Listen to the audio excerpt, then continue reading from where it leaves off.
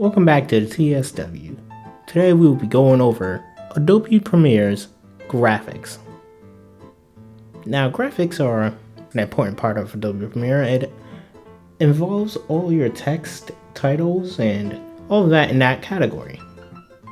As you can see, I have a video up now. And there's a little continuity error, so I'm going to fix it by adding a title called The Next Day or something. So I'm going to look for a point that I can put it on. I'm going to go to Graphics, the tab up top, and that allows me to open up the graphics space. Now under that, I will find Browse, which is under Essential Graphics. It has a list of presets.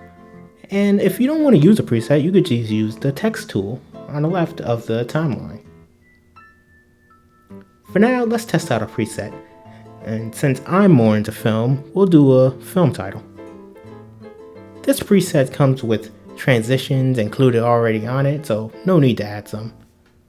After adding it to your timeline, it will switch to edit once you select it and are hovering over it. In here, we can play with the transition duration or anything else, but let's change up the actual graphic first. Now that I have it all set up, I'm going to go over to the title where it says your title here.